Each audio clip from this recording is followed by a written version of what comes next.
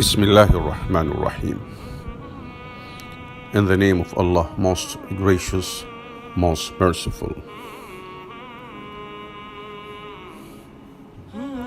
Friday sermon by the Imam of New Zealand mosque, attacked by gunman. A Noor Mosque Imam Gamal Foda leads a Friday prayer at Hagley Park outside a Noor Mosque in Christchurch, New Zealand, March 22, 2019. Reuters. The Muslim call to prayer sounded out over Christchurch and around New Zealand on Friday as thousands gathered to remember the 50 people killed by a lone gunman at two mosques a week ago. Following is the text of the sermon given by Imam Gamal Foda of the An-Noor Mosque in Christchurch. First sermon or first khutbah. Last Friday I stood in this mosque and saw the hatred and the rage in the eyes of the terrorists who killed and martyred 50 innocent people, wounded 42, and broke the hearts of millions around the world. Today, from the same place, I look out and I see the love and compassion in the eyes of thousands of fellow New Zealanders and human beings from across the globe that fill the hearts of millions more who are not with us physically, but in spirit. These terrorists sought to tear our nation apart with an evil ideology that has torn the world apart. But instead, we have shown that New Zealand is unbreakable and that the world can see in us an example of love and unity. We're broken-hearted, but we're not broken. We're broken-hearted, but we're not broken. We're alive. We are together. We're determined to not let anyone divide us. We're determined to love one another and to support each other. This evil ideology of white supremacy did not strike us first, yet it struck us hardest. The number of people killed is not ordinary, but the solidarity in New Zealand is extraordinary. To the families of the victims, your loved ones did not die in vain. Their blood has watered the seeds of hope. Through them, the world will see the beauty of Islam and the beauty of our unity. And Allah the Almighty says, "Do not say of those who have been killed in the way of Allah that they are dead. They are alive, rejoicing with their Lord." They were the best of us, taken from us on the best of days, in the best of places, and performing the best of actions.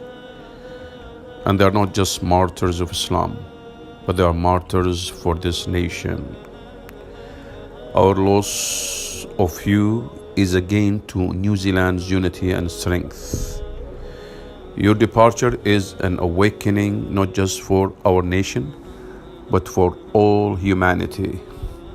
Your martyrdom is a new life for New Zealand and a chance of prosperity for many.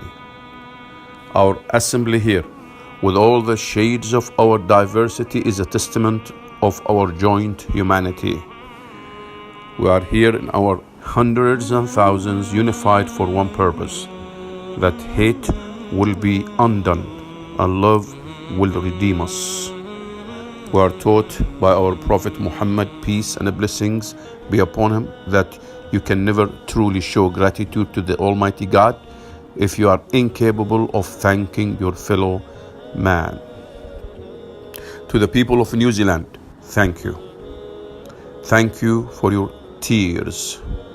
Thank you for your haka. Thank you for your flowers. Thank you for your love and compassion. To our Prime Minister, thank you. Thank you for your leadership. It has been a lesson for the world's leaders. Thank you for holding our families close and honoring us with a simple scarf. Thank you for your words and tears of compassion. Thank you for being one with us. Thank you to the New Zealand government and to all the wonderful people who have shown us that we matter and are not forgotten. Thank you to our police force and frontline services. You put our lives before your own every day. You put our lives before your own every day. Thank you to the neighbors who opened their doors to save us from the killer. Thank you to those who pulled over their cars to help us. Thank you to those who brought us food and held us. Thank you for those who brought us food and held us when we found it difficult to stand. Thank you, New Zealand, for teaching the world what it means to love and care.